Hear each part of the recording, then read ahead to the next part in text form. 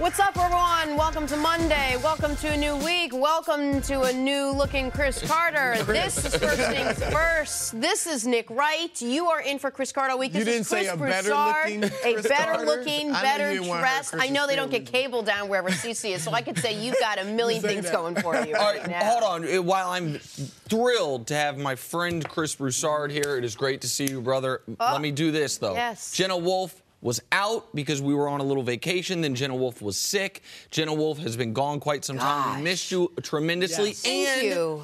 Jenna Wolf is back on her birthday. I know, So a so very many happy things. 35th birthday to one Jenna Wolf. 34, but that's okay. It is Nobody's wonderful to see you, counting. and we are glad to have you back. Let me just tell you both this. The flu is No joke. Listen, get your flu Yeah, I've been shots, hearing people. It is no joke. I joke around that nobody in this staff can outrun me or no one can stronger than I am. The flu nailed me, just knocked me out. But I feel great to be back. I did get a chance to watch you guys a ton. Thank you. So I have a lot of notes. You have notes. Do you want me to, You have notes. do you want me to go through? Now we'll just do it. We'll do a minute commercial. It's good to break. see you, Jenna. The other thing I got to do is watch a lot of basketball, and I watched this game. The Cavs kicking off a 5-game homestand last night, hosting the Spurs. LeBron and friends were excited to resume work on their group science project called Chemistry. LeBron and friends need more work on chemistry, apparently, falling 110-94 to the Spurs. 33 points out of LeBron, but the rest of the team struggled on offense mightily. Just 23% from three-point range. So the Cavs have now lost 2 straight games with this group. Chris Broussard, did we all jump on the Cavaliers bandwagon maybe just like a tiny bit too soon? I don't think so. Well, first of all, most people are saying they're going to win the East. So I'm in that group. I don't think that's too soon. I mean, that wasn't based on their play. That was based on what they got rid of as far as the problems, as far as the age, and what they brought in as far as the youth, the athleticism, more shooting in the backcourt, things like that. So And probably a little based on Boston looking wobbly after Boston looked really good to start the year. Very wobbly. Those that went immediately to they're winning the championship, I don't know if you're in this boat. No. I think you had them winning the championship anyway. I've picked LeBron. Exactly. So I've picked the team LeBron's on to win the title. I think each year since they made the finals against the 07. Pistons, or when they beat Spurs. the Pistons. And so I think every year since then, I think I'm 3 for 9 in that stretch. But so, yeah, I probably did. Right. But go ahead. I won't even put you in that group that jumped because of the trade. So I took the approach of I want to see how much they improve to the point where we feel like, okay, they really can compete against the Warriors. But all that said, the answer is no. This team is still the cream of the crop in the Eastern Conference. Getting to yesterday's games, I think there's a few things they have to work on. Ty Lue, and this was somewhat of an issue or an issue even before the trades, he's got to figure out his rotations. And he had some lineups in there that I don't think were the right lineups. Like the fourth quarter, they're outscored 34-20. They were down 2 heading into the fourth. And fourth, obviously, is what decided the game. LaMarcus Aldridge goes off. He has 8 of his 27 points in the fourth quarter. Tristan Thompson, who had defended him fairly well. I mean, Aldridge was scoring on Thompson, too. But that's your best shot at guarding him. He didn't play at all in the fourth quarter. They went with a small lineup. And they refused to double. They went with the small lineup, and they wouldn't double Aldridge. Even with the small lineup, you're right, they didn't double. Then DeJounte Murray, the young point guard with the Spurs, he had 3 points through the first 3 quarters. He ends up with 10 in the fourth quarter to score 13 all night. George Hill, your best defender at the point position, doesn't play at all in the fourth. So I think Ty Lue, and I'll give him a little time because you got a lot of new players, but he's got to do a better job figuring out this rotation. And to me, there's no excuse for George Hill to play not at all in the front. I don't care if he was off. And Ty Lue's got to figure out the rotation, and it's almost working on a car that you know you're going to sell because then Kevin Love comes back. And then it's a totally new rotation. Kevin Love will play the second most minutes probably of any Cav in the playoffs behind LeBron. So anything he does right now is just temporary fixes. Do I think people jumped on the Cavs bandwagon too soon? I do not. I think what we saw the day before the trade deadline, the Wednesday night against the Timberwolves when LeBron hit the game winner, That day, LeBron found out the trades were coming. I know that. He didn't know exactly what they were, but he knew what the possible trades were. And what they acquired at the trade deadline was a rejuvenated LeBron James, a re-engaged LeBron James. They got the best player in the league back. LeBron won Player of the Month in November, won it in December, is about to win it in February. January, he was not the same guy. And so that's why I think people jump back on the bandwagon. And so what happened yesterday? To be honest, similar to what happened when they lost a few days before to Washington. Against Washington, what happened at the end of the game? Everyone other than LeBron went 0 for 10 from the field, didn't score a point.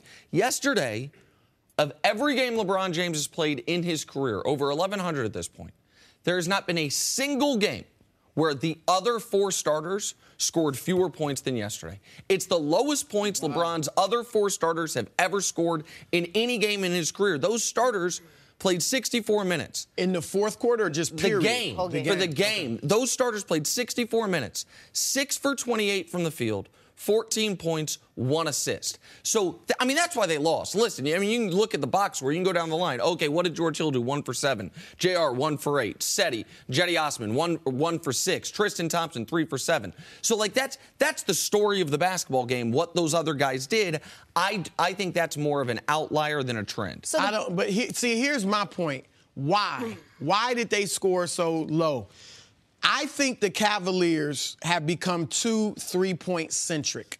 They shoot more threes than Golden State, which is ridiculous. They don't shoot it nearly as well as Golden State. They're 12th in the league in three-point percentage. They're 3rd in the league in three-point attempts. Right. They should not have to live and die by the three. You got LeBron, obviously, who was great at driving to the bucket yesterday. Rodney Hood, Jordan Clarkson. These are scorers. These are not just spot-up three-point shooters. In fact, they're not spot-up three-point shooters. So you don't have to rely on just a three-point shot. Their half-court offense yesterday was atrocious. They're lucky they got out in the break, and they had great transition offense, and LeBron was driving to the bucket, getting a lot of layups. That's what had them in the game. But they were 8 for 34 from 3. When they lost to Washington, 8 for 35 from 3. Yeah. They don't need these games where they're taking that many threes. The reason the half-court offense was so bad, in my view, is because it was all set up to get three-pointers. If LeBron didn't drive and score a layup, they were looking to get somebody a three. There were times in the first quarter where Tony Parker was on LeBron, and they didn't post him. Right. And that's part on LeBron. He was at the elbow, not looking to post, but they don't have to be so three-point heavy. There.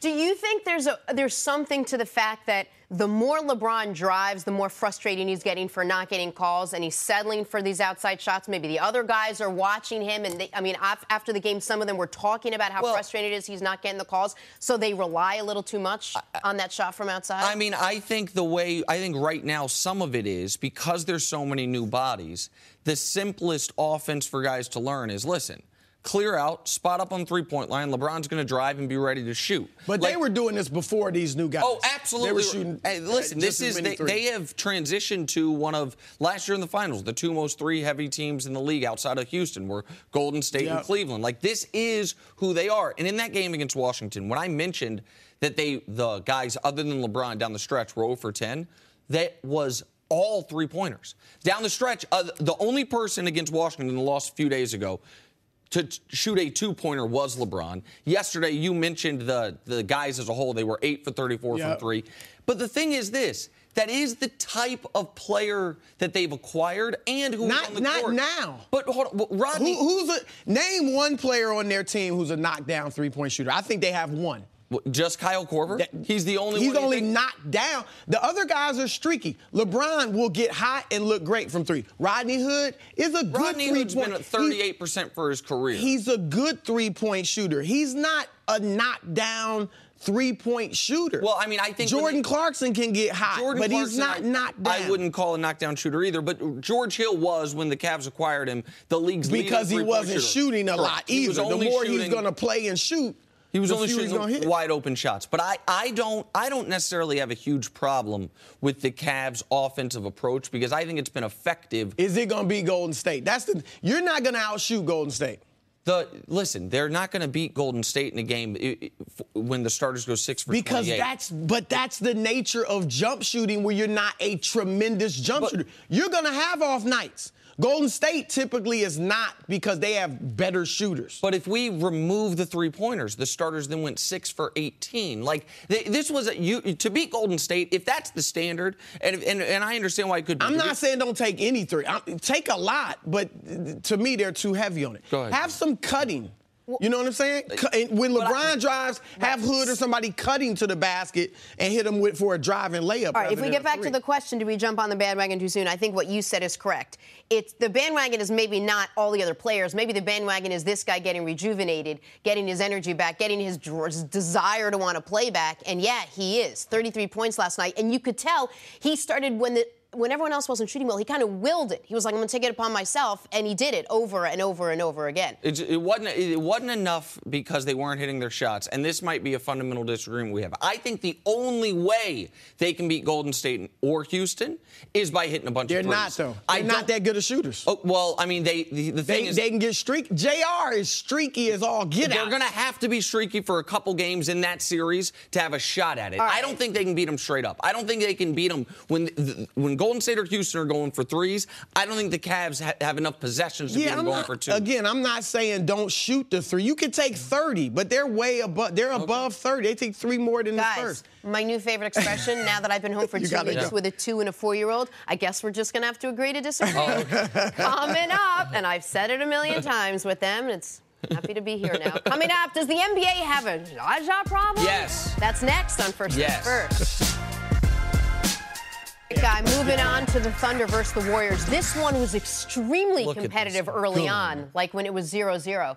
The Warriors won 112-80 Saturday night. You've missed my jokes, Nick. You didn't even hear that one. So angry, just to Jenna. recap, He's just upset. The Thunder scored 80 points. Only 80. But tensions rose when Zaza Pachulia fell on Russell Westbrook during the third quarter. Westbrook not happy about this after the game, and by not happy, well, listen to this. What you mean what happened? What you think what happened? Sure. I don't know. I couldn't see. Don't lie. Don't lie. You couldn't see it. You saw the instant replay 4 times. What happened? He fell on your leg. Thank you. Don't ask me a dumb question you know the answer to. You think it was intentional? Did you see it? What it look like? What it look like? Did anybody touch him? Yes or no? I didn't see the replay yet. Oh, you didn't see it? But why you asking about something you didn't see? I just saw the play live. Well, then if you didn't see it, don't ask me a question. Don't ask me dumb questions. Obviously, it was intentional. So don't ask me, was it intentional? Nobody touched me, fell over my leg, tried to hurt me, you know. But hey, that's how I go. Do you think that's something the NBA needs to look into? Hey, man, they'll see it and look at it. You know what I'm saying? They'll see it. All right, all the things we learned from that interview. Number 1, make sure you watch the game if you interview Russell Westbrook after the game. Number 2, know what you're talking about. Number 3, Nick, does the NBA have a Zaza problem? Yes. Oh, yes. Okay. And listen, Golden State Hive, don't send me the Zapruder film of Nick Young's knee hitting Pachulia's leg. This guy theoretically is a professional athlete. He falls a lot. That's how Durant almost blew out his knee last year. Pachulia's histrionic falling. He didn't need to fall that way if he needed to fall at all. He didn't need to aim his hand for Russell's crotch while falling right on Russell's legs. This guy has no place in the best league in the world. So you don't even think he should be in the league? I wish we have blackballed players for less. Why does the NBA need Zaza Pachulia? Why do the Warriors, the most talented team ever, a team with 4 Hall of Famers, 2 MVPs, the 2 best shooters of all time, Steve Kerr's their coach, why do they need this guy? What good is it? I'll tell you what. Look, I agree with you. First of all, he didn't even fall. He purposely fell. I'm saying he didn't have to fall. He didn't trip. He went at Westbrook. I heard Kevin Durant after the game say, oh, I looked at the replay, Nick Young's leg. No. Nonsense. He purposely went at Westbrook. It was a terrible play, terribly dirty. I think he should be suspended for a game. Sure. Send a message, and the league should tell the Warriors, look, we're watching him. We got a tape. I mean, you got tapes of him hitting guys, kicking guys. Westbrook last year, he pushed Westbrook down, looks at him like he's a boxer, ending Kawhi's season. But where I differ with you is that he shouldn't be in the league. Well, I don't know if that's hyperbole. You're joking. It's none of the above. I don't think the NBA should kick him out for this, obviously. I'm simply saying I don't know why a team would want him.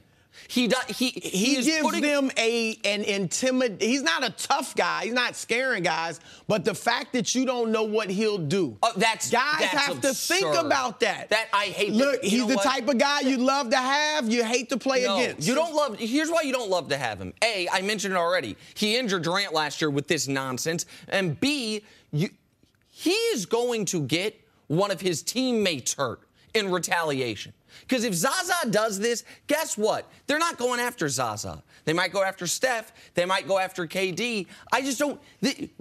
He ended Kawhi's season, and Kawhi, by the way, hadn't been the same since. Now, I know that was an ankle injury, and there's a quad injury, but I've talked to enough doctors about the kinetic chain that when you deal with an injury to one part of your lower extremity, sometimes the rest of your body overcompensates. We don't know what that was. We saw him throw one of the dirtiest elbows in league history at now teammate David West when they were both on different teams years ago. He is to paraphrase Dave Chappelle, a habitual line stepper. And I'm done with it. But here's the thing. You've had guys like this, iconic guys. Bill Laimbeer was worse than that. That whole Detroit Bad Boys team, Rick Mahorn, they did. John Stockton, as players around the league, he was viewed as one of the dirtiest, if not the dirtiest player in the league. I'm not saying I like what he does. I'm just saying we don't kick him out of the league. Here's the difference between what you're describing and Zaza. First, you mentioned 3 guys on the Pistons. They were called the Bad Boy Pistons. They were considered a dirty team, and the league was different. Then you mentioned John Stockton. Absolutely no question. One of the dirtiest screen setters ever. That guy was also awesome at basketball. He was one of the 30 so because he's not a star, he shouldn't be in the league? That's why he's in the league. Exactly my point. If your only reason for having a roster spot is your team gets a mental edge because other players are afraid you might intentionally injure them, why be out there? Why do we have guys in the NFL? It's like, listen, the guy's not fast enough to get to the quarterback. He's a bad player. No, they do in hockey. But they're enforcers. They do it in hockey. Yeah, but this ain't hockey. Exactly. But you just said, do they do it in football? They don't do it in football. No, they do it in hockey. Does a guy like this come out there and all of a sudden, like you said, does it even give you a 5% mental edge to have a guy like Zaza? If he was worthless otherwise, he wouldn't be starting on one of the best teams we've ever seen. He starts to take the tip. He then plays 12 minutes, gets 2 fouls, 2 cheap shots, and he's done. Should the Warriors need him? They have JaVale McGee. Why do they have him? Maybe because they got a bunch of soft guys and they need this guy there. Well, Draymond's not soft. No, Draymond's not soft. KD actually is looking a lot tougher than I ever thought he was. I shouldn't have said they have a bunch of soft guys. That's probably unfair. They shouldn't need him. Golden State, you're the most talented team. Would they be okay without him? Probably. I mean, you're not playing JaVale McGee 30 minutes a night, that's for sure. But, look, they know what they're doing. And it's not just for the middle age. That's part of it. But it's not just for that. I think the guy gives them something. I'm just like, suspend him, let the Warriors know we're watching you, and if you do stuff like this again, it's going to get worse and worse. But you can't just kick him out of the league. But he's done stuff like this. So is the league doing enough to get rid of guys like this? Because there are. I just want to be clear. It's not guys like this. It's this guy. He's the single dirtiest player in the league. He went after Kawhi and it worked. He tried. What if he broke Russell's ankle? No, I'm with 260 pounds. It's a terrible falling play. on him like That's why there should be some type of suspension. And will there be, or are we past the point where the league would look at this now? I think they may look at it, and because now there's such a hubbub about it, I think they may suspend him. There has to be a line, man. And the line right now is Zaza Pachulia. He plays on the most high-profile team. He has nothing in common skill-wise, basketball-wise, of anyone else out there. Well, all he's out there is to set dirty screens and to do things like this. He's a basketball player. He's an NBA-caliber basketball player. He is a replacement-level guy that if he went down for the year today, you would not. How's he starting on the best team in the league? Because they don't have the money for a real center. Chris, if he was injured, 1 second, Jenna, if he was injured for the year today, would that change your opinion on the Warriors being able to win the title? No, but that doesn't mean he's worthless. All right. I can say that about half their roster. All right. Half their roster is not doing this. It's not doing this. It's bad for the league, man. Say it with me. It's bad for the league.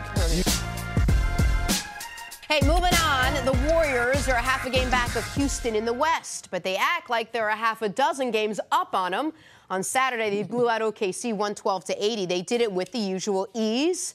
moxie, some whining, a little showboating, and obviously, well, with more points. Ask any fan their thoughts on this team, and the answer tends to be that they're either super exciting or super annoying. So thus became an entire segment. Chris Broussard, do you find them more exciting or annoying, this team? I find them more exciting. This is one of the most exciting teams in the history of basketball, okay? You got the best backcourt in the league, in league history.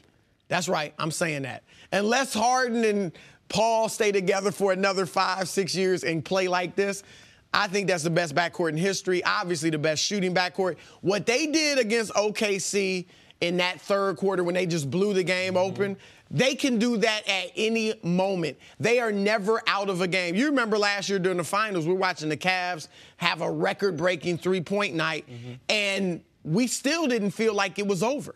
This team can always come and win a game from behind. So, but I don't mind Steph doing the shimmy.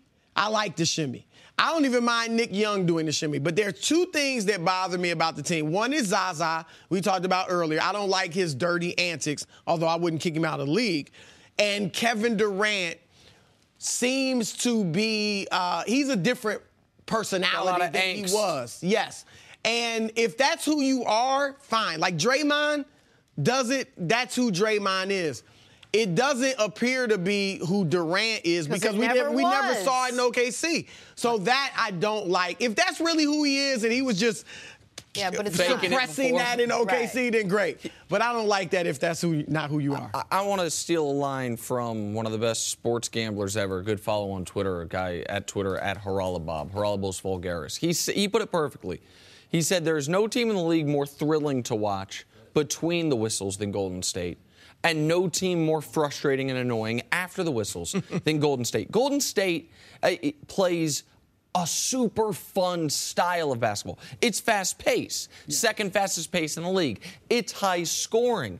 There is a level of artistry to it. The fact that it is the opposite of isolation ball. So many passing. They assist on 70% of their makes. Like they are truly. It's balletic. Is that a word? Like sure, it's like a ballet. Watching them play. But then the moment the whistle blows and Iguodala is doing his best Tim Duncan impression of, I haven't fouled a guy in 6 years. What are you talking about? Draymond in this game on Saturday night smacks Carmelo Anthony on the head, rakes him in the eyes, and is like, ooh, where's the foul? I thought I was allowed to. I mean, he hits him dead in the head and then whines. Look at that. Whines about the call when that's not a foul. Yes, that is a foul. There's a reason they lead the NBA in technicals. There's a reason they have 2x the ejections of any other team in the league. They have 9 ejections as a team. No other team has more than 4. Durant's got 4 by himself. Draymond's got 3. They have earned, and that doesn't even get into Zaza's goon, dirty nonsense. And the thing that I don't understand is this. You look at the technical leaders. So number 2 is Phoenix with 38, right? They're a terrible team. Number 4 is the Grizzlies. They're a terrible team. Sandwiched in between them, Thunder. Russ gets too many technicals. Melo's had some. What are the Warriors mad about? Everything is broken perfectly for you. You have the best injury luck for you and against you of any team in recent NBA history. You've won 2 of 3 championships. You added Kevin Durant after winning 73 games. Why y'all so mad? I think what they've done is taken the villain role. Because most people, once Durant went there, and there was a little of it before, Steph throwing the mouthpiece, people were kind of getting tired of that. But when Durant went there, then a lot of people began to hate them, to not like it. It's not fair. It's an embarrassment of riches. And I think they have embraced that. And that's where and look, I'm fine with it because the bad boys in Detroit were like this. But guess what? Their game wasn't as pretty. And these guys have that same attitude, but their game is pretty and effective. They are worse than other teams in terms of complaining, but everybody complains. But nobody in the NBA ever commits a foul. I mean, so they're not alone in doing that. If you take the complaining out, I've watched more Warriors basketball since we started this show than I've ever watched in my entire life. The first 3 minutes of the game, to me, the cockiness is the worst. The, like, strolling out with Steph with the mouthpiece. So you don't like the cockiness? I don't like the cockiness. I don't like the fact that they know they're the best. They are. They're a great team. They might not be the best right now. That bothers me. This is my opinion. The cockiness bothers me so much. The post-game interviews with some of them were doing it with the mouthpiece hanging out. Yeah, I don't want... Match that with Kevin Durant's year. He knows I have an issue with the Odell Beckham antics. I'm not a big antic kind of person. I don't like all the fake Twitter stuff. I don't like the shoe writing on the soles. Like, play your game. Be an amazing athlete. And you want to be flashy while you play. But you're right. When he was right. When the whistle blows, is there a more fun team to watch when they're all on and they're all hitting? No. But I hate You don't mind the cockiness. No, I hate it. I don't mind the arrogance. I would rather honest arrogance than false modesty.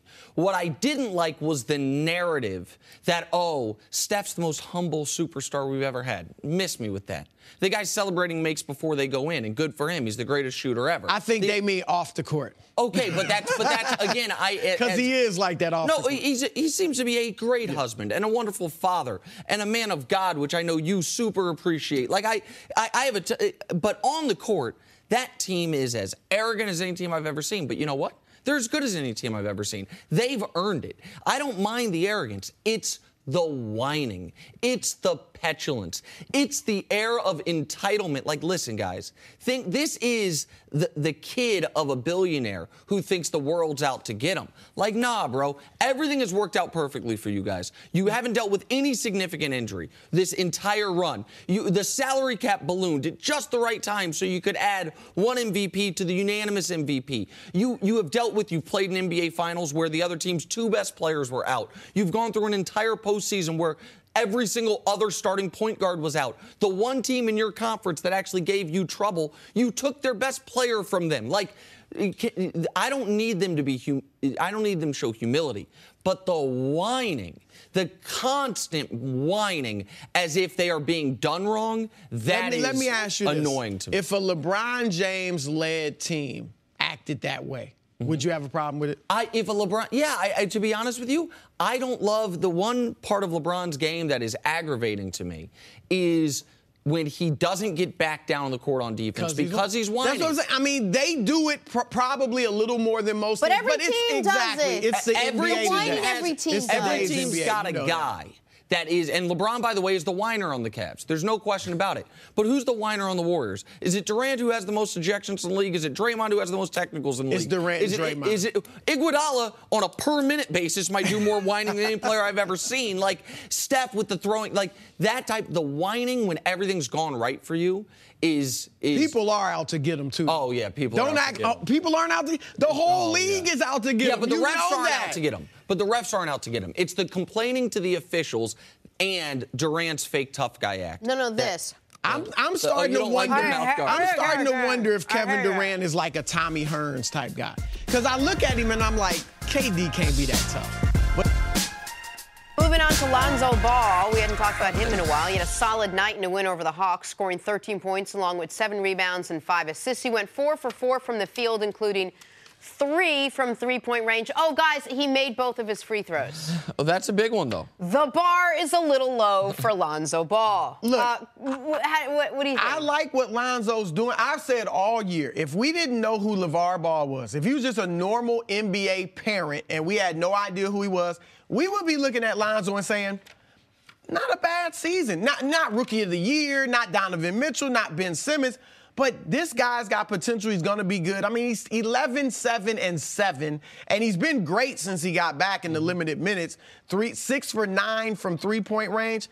I like his progression. If he can get doesn't have to be great, just a semi-reliable three-point shot, it opens up so much more of the game for him. Yeah. I think one of the reasons he's had trouble finishing at the rim is because guys are able to play off him because the shot had been so bad. I also think the better three-point shot will beget better free throw shooting, which was bizarrely bad early in the year from him because the rest of his game is so good. You mentioned the dad. You're right about that, but it's also what the Lakers did.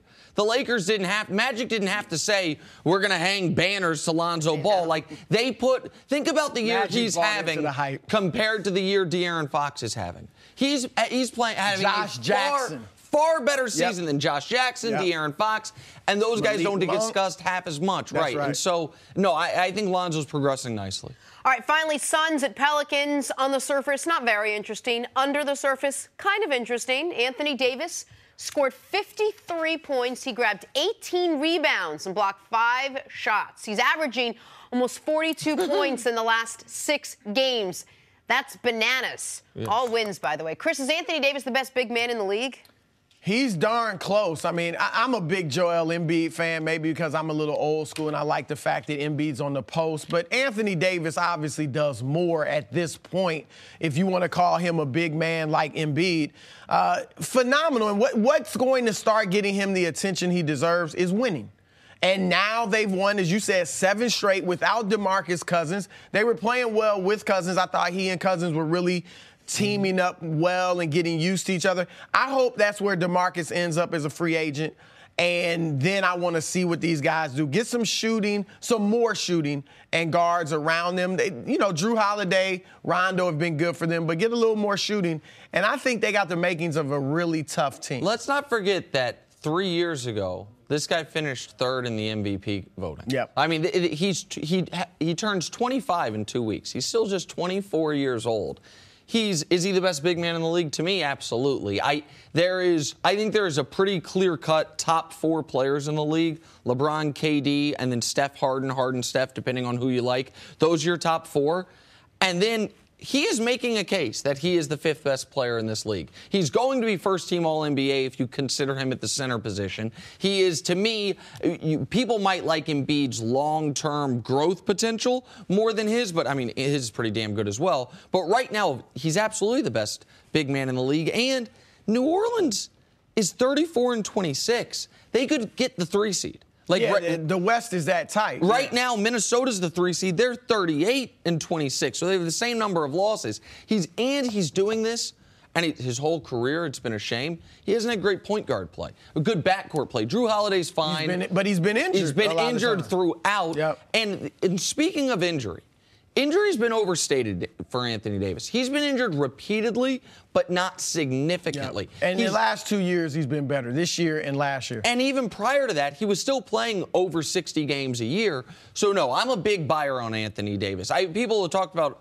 all of the early in the year, the Celtics, they're building up trade package for Anthony Davis. They don't want to make these moves because why would New Orleans ever trade Anthony Davis? To get a draft pick to hope that maybe one day you luck into Anthony Davis? This guy's going to be a Hall of Famer. He's another first-team All-NBA, to his credit, probably this year. I mean, New Orleans will hold on to him to the last possible moment. If they get, as you mentioned, a 3rd seed or even the 4th seed, he's going to rise up in the MVP race. Now, it's going to be James Harden. We talked about that yesterday. But he could finish second. He could finish second. If they get a 3rd seed in the West, he will finish second. I'll say it that way. Okay. Yeah, I mean, I think right now he's locking himself into a top 3 finish in the MVP. What do you get for second place in the MVP voting? It actually, you don't get anything, but I think it does help you. Hold on, real quick. It helps you win one down the road. I think one of the reasons people are saying Harden has to win this year is because he has 2 second places. I don't think so. He's so far and away been the best player. I agree with you on that. I think if you've come close and not won it, it does like the Oscars. Like it helps you. Al Pacino. Historically that has been the case. Susan Lucci would disagree with you very much. Carl Malone, Barkley were kind of giving, absolutely a little bit of that. All right. I said Susan Lucci. The latest chapter in the Kawhi Leonard, the fact that you know that is even more impressive to me. You big so not the Oscars. The latest in the Kawhi Leonard saga called Will He or Won't He Return This Season is playing out like he might. Quick history. Last week, Greg Popovich said it was unlikely that Kawhi was going to be back. Despite being medically cleared by the Spurs training staff, he wanted a second opinion, came to New York to get it, and is now back in San Antonio, where reports are he will come back, and he's targeting March as a possible return date. Chris, what does all this say to you about the relationship between Kawhi Leonard and the Spurs at this point? It says to me that it's repairable. And that is what you want if you're the San Antonio Spurs. There's been tension. There's no question. Kawhi Leonard feels like there was a little bit of misdiagnosis with his injury.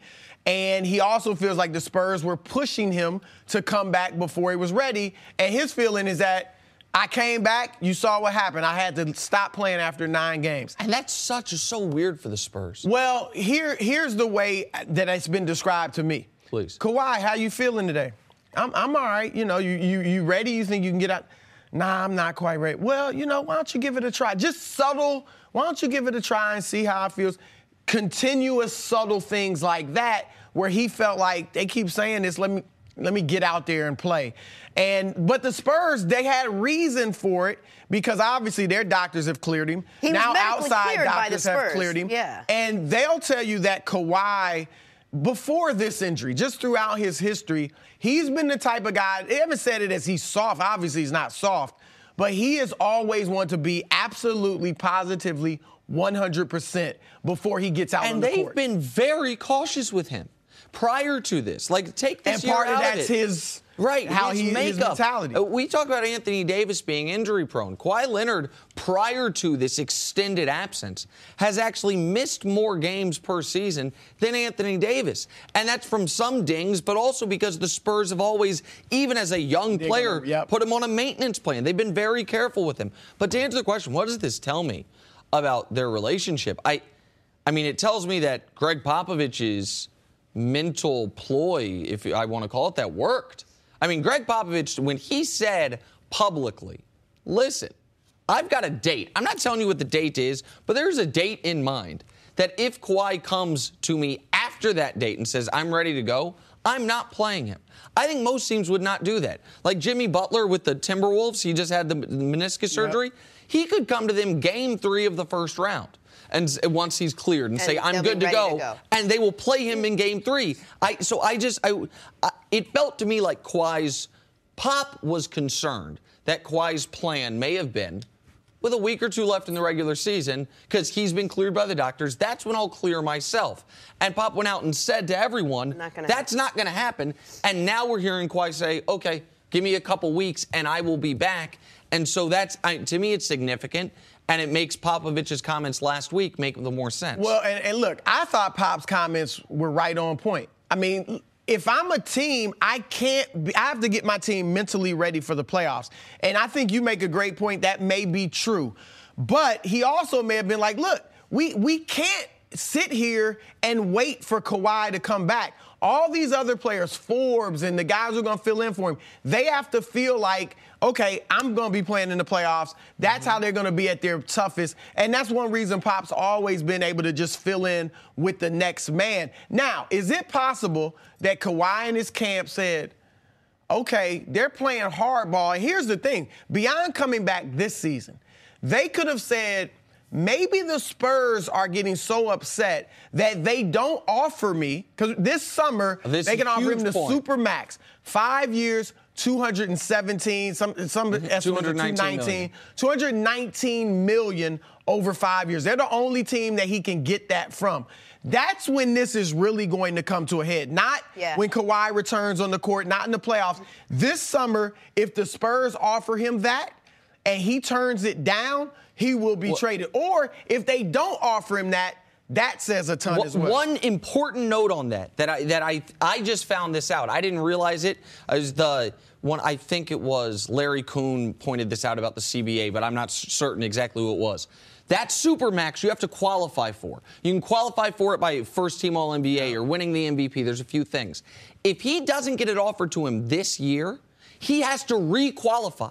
So that Supermax, if he doesn't get offered to him this summer, he might not be eligible for it. Like, it's not like once you qualify for it, you're always eligible for it. So he's obviously not going to get any awards, anything this year. So then he would be in a position where next year he has to be first-team All-NBA, which, by the way, LeBron exists, Kevin Durant exists, Giannis exists. That's a tough spot to get it. That could cost him $50 million for a guy who, by the way, doesn't have money gets $2 million a year from his shoe deal. So, guys, let's go ahead and assume that he does come back in March. He does make an impact on this Spurs team. Do they all of a sudden become legitimate contenders in the West? They are contenders. They always are, I think, as long as Greg Popovich is on the team.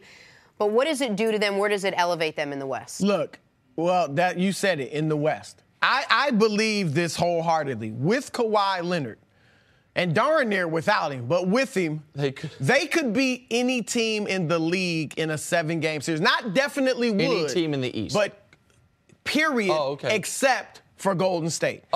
They could beat Houston. I mean, they did it last year in 6 games. With Kawhi, you're saying? With Kawhi. Okay. With Kawhi Leonard, they are as good as anybody in the league except Golden State. I don't think they have the athleticism to guard Golden State over the course of a 7-game series on the perimeter. Now, they can go big, which most teams can. Big. But at this stage of his career, I don't think Pau Gasol can punish you consistently enough like he used to be able to really outweigh the 3-point shot that Golden State has.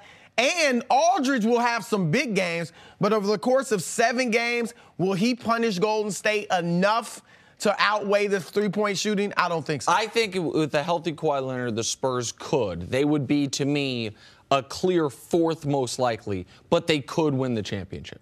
I don't. I would have right now. I would have it Golden State, Houston, Cleveland, Spurs with Kawhi Leonard. I would have them 4th, but even without winning the championship, they could have an enormous impact on who wins the championship based on, between Houston and Golden State, who gets the Spurs in round 2.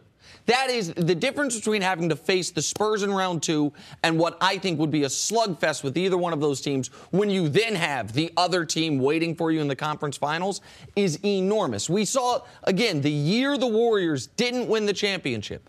Part of that was because of the series they played before they played the Cavs. The Thunder took them 7, took everything, it took a lot out of them to come back from 3-1 down. By games 6 and 7 of that series, they seemed physically spent.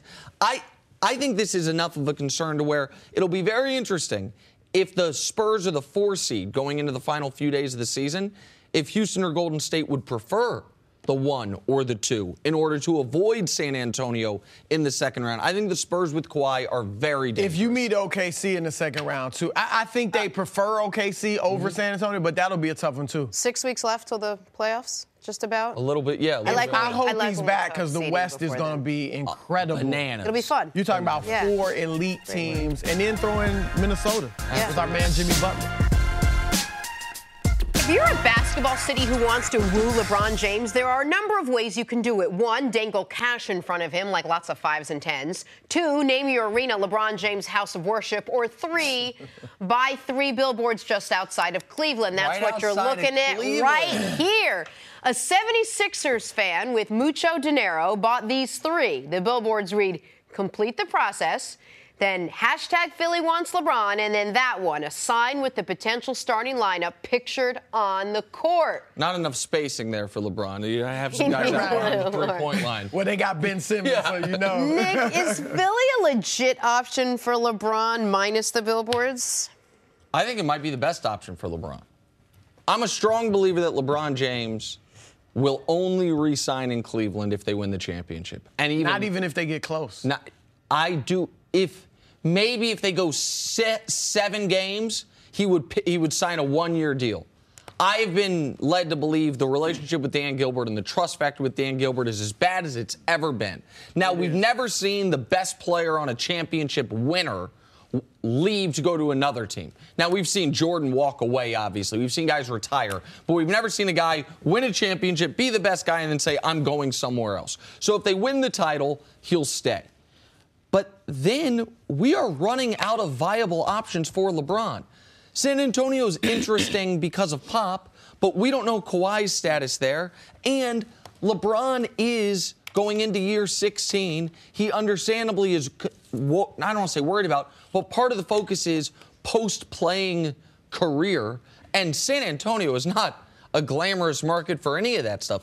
The Lakers do not seem close to contending to me. To me, it's Philly and Houston. And so the question that LeBron will ask himself, I would imagine, is this. What do I trust more? Joel Embiid's health or Chris Paul's age?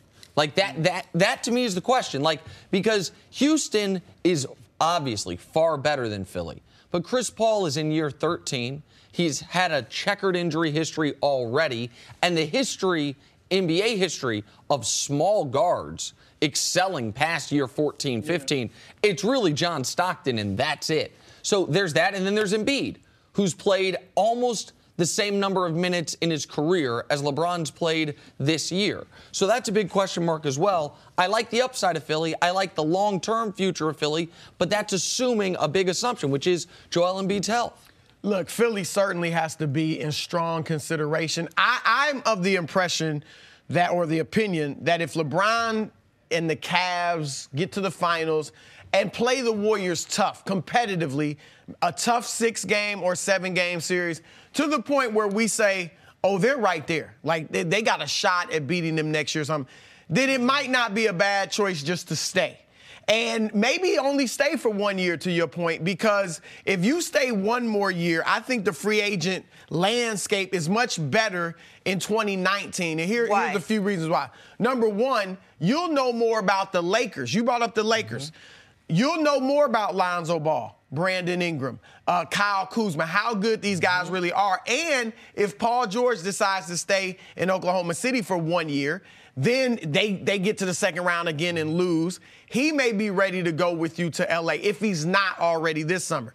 Houston, you'll know more about Chris Paul's health. But there's also a free agency class. Kawhi's a free agent a year after this. Clay's a free agent year after this. There's more viable free agents. Well, and I think Philly, you mentioned Joel Embiid, and that's a huge question mark. Huge. To go to Philadelphia next year, and Joel Embiid, you never know with his health.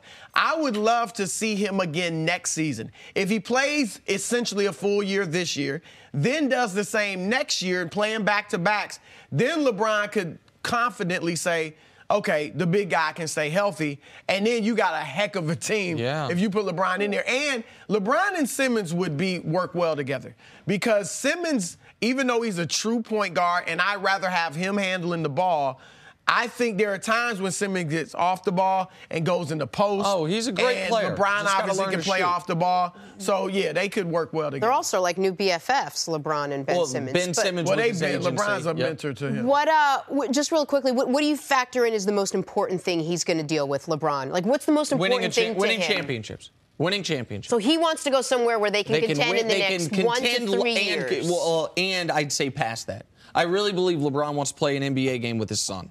And so I think LeBron's going to play 6 seasons past this one. So I think it's, can you win titles in the next 6 years? I think that's the math. Then he should just go to Golden State. Go win titles. You're not serious. All right, let's get back to our top story now, LeBron James. Last night he picked up his 12th triple-double this season in a win over the Nets, 67th triple-double of his career. He finished the month of February actually averaging a triple-double. To cap it off, he became the first player in NBA history last night with 30,000 points, 8,000 rebounds, and 8,000 assists. I mean, it sounds like the start of a joke. LeBron spoke about the achievement after the game. I've always prided myself on being a triple threat player. I'm not a scorer, but I can put the ball in the hole. I rebound the ball to help my teammates offensively and defensively. And I love to get my guys involved. And, I always look at myself. I don't like to be compared to anybody. I feel like I'm a one-of-a-kind player. I'm a player that this league has never seen before, and I take a lot of pride in that. And I want to continue that, in the near future. You know who just got really excited, Broussard? Oh, I wasn't excited. You know how I feel. I prefer honest arrogance rather than false humility. And that was honest. At least he wasn't talking about himself in the third person. That was not being arrogant. No. If Michael Jordan were sitting here and you said, man, you were a great basketball player, he said, I was okay. Yeah.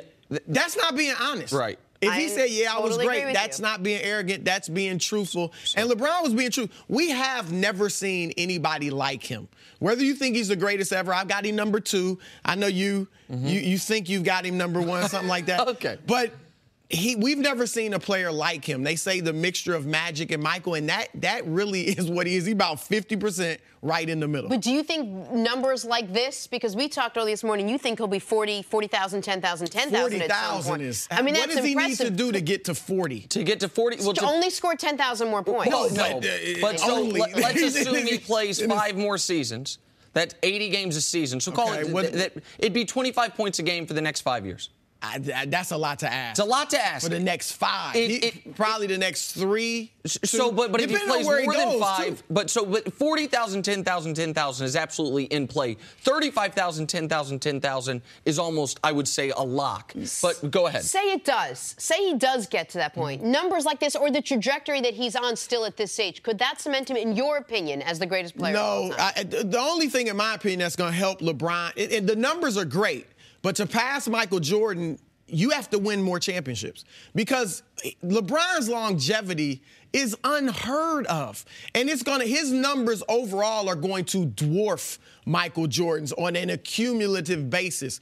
But if you have a prime of, say, 17 or 18 years, and you only win 3 titles in that time, that could also be used against you. When you say win more, you mean more than he has, not necessarily more than Mike. No. You're not saying he has to win 7. Okay, it's not all about championships, and it's not all about individual stats. Kobe Bryant has 5 championships. Most pundits, now a lot of players think Kobe's better than LeBron. Most pundits have LeBron, including myself and you, ahead of Kobe. As great as Kobe is, close. I don't think it's an issue. Larry Bird only had 3 titles. Bill Russell had 11, but Michael Jordan's better. So Jordan was the perfect combination of winning and individual statistical dominance. And so LeBron will have the stats, but he's got to win more championships. Let me just say this. If he could win a championship with this Cleveland team, and I know that's putting a heck of a burden on him, but if he could win the championship and beat a Golden State team that has I think they're going to have 4 Hall of Famers. Yep, they will. With this cast of role players, probably twice or even once, then I think it's a legitimate conversation with Jordan, but not until then. The reason it's already a legitimate conversation is because the discussion is not who is the most accomplished basketball player of all time. It is who is the best basketball player of all time. And so if we're talking accomplishments, the person we need to discuss more is Kareem Abdul-Jabbar, because he's got 6 MVPs. He's got the scoring title. He's got the same number of rings as Jordan. He did it over a longer period of time. If we're talking just winning, then the person we need to talk about is Bill Russell, as you mentioned. Won 8 straight titles, won 11 out of 13 years, not even mentioning what he did in college. But we don't consider Kareem the greatest ever. We don't consider Russell the greatest ever. Some do, but most don't. Most people, it's Jordan. Even though he doesn't have the most rings, he doesn't have the most MVPs. Why he doesn't do you have think the most. It is? Well, there's a recency bias, but there's also, because of what Chris said, which is it was a great combination of both. It was he appeared to be the best player in the league by year 3 and continued to be the best player in the league through 1 retirement and 2 retirements. And because he walked off the great. Listen, I will give people think I don't like Jordan. I hate him so much. I think he's the 2nd greatest in the history of the world or something. It is also how he ended his career. You're down to the Jazz. You're down. You get a layup to score. You then steal the ball from Malone. You then hit the shot to win. On their 6th title to cement everything, the final 40 seconds, he's the only Bull to touch the ball, and then he walks away seemingly forever. So that's the argument for Jordan. The argument for LeBron is he's better. The argument for LeBron is give me that, not just numbers, because I've heard you say, name something Michael Jordan was better at than LeBron. Mm-hmm. I can name plenty. Okay, so go ahead. He obviously the easiest one, free throws. Okay, free throws. I think he was a better finisher at the rim than LeBron, even though he's smaller. And the numbers wouldn't agree with you on that. Their field goal percentage at the rim or inside 3 feet is almost identical. But Jordan was finishing in the best era of 7-footers, of big men we've ever seen, when you could get hammered. Okay, so, and if we're going to adjust for era, then we also have to recognize that when Jordan was playing, what you were allowed to do because of the illegal defense rules, you could put 4 guys on the other side of the court and make the team go one-on-one. LeBron has to deal with zone defenses. LeBron has to deal with more... somewhat of a zone. LeBron has to deal with more, I would say...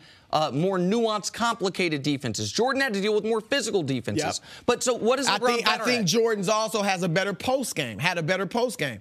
Even though LeBron's big, Jordan killed it in the post. Jordan's back. I think Jordan was a better system player. LeBron is a system unto himself. Okay, so Jordan played in a system. He learned it at North Carolina, and I think that made it easier for him and his team. But if we're going to use the system argument, then that can also work against Michael Jordan, because Jordan did it with Phil Jackson, one of the 2 greatest coaches ever. LeBron's done it with multiple coaches because that is the benefit of the system in which he was in. LeBron becomes the system. Now, that's a compliment to LeBron because he's so great. Absolutely right. The fact that LeBron James has never been injured, the only great athlete that I know of in the history of major American sports to never suffer an injury. The fact that LeBron has done this now he has been the best player in the league for 11 consecutive seasons. That is unheard of. You mentioned he's the only member of the 30,000, 8,000, 8,000 club. He's the only member of the 18,000, 8,000, 8,000 club. Think of it. Take 12,000 points away. He's still the only guy to do it. How about the 25, 5, and 5 club? 25,000, 5,000, 5,000. Here's that list. Kareem, Karl, LeBron, Jordan, KG, Oscar, Kobe, Jerry West, John Havlicek. That's taking away 3,000 assists, 3,000 rebounds, 5,000 points. Let's do one other thing. Let's just cut his numbers in half. Hold on one second. He's got 30,000, 8,000, 8,000. Let's say he had 15,000, 4,000, 4,000. Only 36 guys have done that. Every single one of them who's eligible is a Hall of Famer. LeBron's made the Hall of Fame twice based on his numbers. So I know, think about that. You take half his numbers away. You're just numbers. It's not just about numbers. Okay. If it's just about numbers, I could make an argument for Wilt Chamberlain. Now, he doesn't have the longevity. Nope. I could make an argument, as you said, for Kareem. But here's the thing with Kareem. When he won maybe his last 3 titles, he wasn't the best player on the team. He wasn't in his prime. And he wasn't the best player on his team. And so Jordan, like I said, the way LeBron has put the Eastern Conference on lock, where we know it's LeBron James, period. Nobody's even competing with him. Jordan did that with the whole NBA. Okay, the whole NBA. Okay, and I know people like to make the argument, and Jordan, they would have won 8 straight. Well, maybe. We never saw him lose. That's all I know. But we saw him quit twice. Retire? No. Or quit? No. You get to retire. There's a difference. No, I agree. You retire when you're actually done. You quit when you can come back. You don't get to retire 3 times. You can't retire 3 separate times. Is that your definition of the word retire? Yeah, that is my definition of the word That's retire. not the world's definition of the word retire. The idea that Jordan gets credit, by the way, when you say we never saw him lose, we saw him lose plenty. Just not in the finals. Well, the idea that Jordan gets credit. Once he came of age and was ready to win. Oh, well, okay, sure. Once he came of age and was ready to win. LeBron had to come of age and be ready to win, too. Right, except for that year that he was of age, had already won 3 championships, and got bounced by the Magic. Because he was playing baseball for a year and a half and decided to throw on some sneakers, some Air Jordans, and let me go hoop. Okay. You going to hold that against him? No, well, what I know is part of his greatness legacy is that year scoring the double nickel in the Garden. He was good enough for that. That's good enough for that. But we're not allowed to talk about the Magic beating him. We're not allowed to ask the question, as great as those Bulls teams were, the one thing they never faced in the NBA Finals was a team with a dominant center. Because they faced them in the playoffs. Shaquille O'Neal, Patrick Ewing. So the Shaquille O'Neal team They had to go through Ewing almost every year. The Shaquille O'Neal team beat them, okay? Then Jordan come back after getting a little bit of training in the summer? A little training. And demolish Shaq? They then did beat them the following year. But there's a fair question to ask if Akeem Olajuwon and the Rockets would have beaten those Bulls. It's another fair question to ask, would he have won the 3 on the back end if he didn't have the 2 years off? Where you're saying he wasn't... Right? The longevity argument is huge for LeBron, but this is what I say. Again, I need more rings in his 17, 18-year they're prime. coming. So don't worry about that. They're coming. He just had maybe the best month of his career. He's in year 15. He's over 50,000 There's no argument longevity. Why don't you just ask him what kind of sneakers he's wearing right now? Oh, I know. What do you mean? I'm not wearing LeBrons. No, what aren't they Air Jordans? No, Jenna. Oh. Never mind. I had that waiting for like the last 10 minutes. I saw them earlier. They're very fancy. Thank you, I will tell you, I thoroughly Let's just call them Jordans for the sake of the... For the sake of me. I can't believe he's wearing Jordans. He's wearing LeBrons. Back Back here in First Things First, we're now joined by former NBA head coach and current NBA TV and Yes Network analyst and a guy that I've admired for years and have watched here in New York, Mike Fratello. Hey, Coach, how are you? Thank you. I'm doing great. Love listening to you guys go at it. Just don't put me in the middle of that. It's exhausting. It is exhausting. It is. I know you have an opinion. I don't know if you'll share it, But you guys made so many great points on both sides. If I may for a moment, this is really a pleasure for me. Like, this is part of my childhood growing up, watching you coach, watching you broadcast, my favorite sport in the world, and we've never actually met, so this is an honor. It's really great to have you. You just reminded me how old I am. I didn't mean to do that. I was in diapers. You look amazing. You know that. Yeah, I have a great story for you. Terrell Brandon, one of your better players in Cleveland, you coached. And now, Mike was a hard-nosed coach. I covered you. You know, I was a beat writer, my first beat. And I saw Terrell years later, and he was like, we started talking about you. He said, yeah, Mike, you know, he was so hard on us. I didn't like it back then. He said, but looking back a few years later, he was probably the best coach I ever had. So awesome. Mike was a great coach, no question. Terrell Brandon, quick story about him. We're in Los Angeles playing the Clippers. Get to the end of the game. We're down one. Call a timeout, my last timeout. And as we're drawing it up, I said, you know, T, you hear, and we're going to get so-and-so coming off of the corner. And Terrell's sitting there. They get up. They're walking out, and Terrell looks back at me with this, like, strange look on his face. And I went home. I said, come here. What's wrong? He said, I should get the ball. He said, I can win the game. No problem. I got the guys on the floor before they went out, and I said, we're switching spots. He caught the ball coming off the screen on the baseline, shot it, went in, we win the game. That's Terrell Brandon. So one of the conversations we have here on a daily basis is which team in the West is going to be the best team in the league. So let's start there. As far as beards go, like facial hair, somewhere between Gandalf and ZZ Top, there's that guy right there. His name is James Harden, but unlike those other two clowns, Harden is currently leading the league in points and top 3 in assists and the favorite at this point for most valuable player. His team has the best record in the league at 47-13. And he feels pretty good about the Rockets' title chances, saying, quote, this is the year, for sure. Coach, are the Rockets a real threat to the Warriors in the West? I know they're, what, a half game up right now? Yep. About a month and a half ago, on one of my other lives, NBA TV, we were asked who could challenge Golden State. And I said the one team to me is the Houston Rockets for this reason. Number one, most of all, because of their head coach, they're not afraid to get into a shootout with them. You want to shoot a three? We'll shoot a three. You want to shoot another? We'll shoot another. So they're not going to back off winning 160 to 159 like some of the other teams would do. And then if you look at what this team has done, the improvement. First of all, one team, Harden leading scorer in the league. The other team, Curry, 4th in the league in scoring. One team improved defensively so much from a year ago. Right now, Golden State is 21 in the league in opponents' points per game. Houston, 11 in the league in opponents' points per game. But Golden State's opponents' field goal percentage much better than Houston's. Most improved player. How about Capella from Houston? That's right. One of the guys you could talk about. The guy that Kevin Durant said has an easy job. Right. You know what? He does one thing well. Knows where he's rolling to, gets to the front of the rim, catches it, and dunks it. And good defender. Pretty good job, yeah. And then you look at, they added Joe Johnson, big shot, Joe Johnson at the end.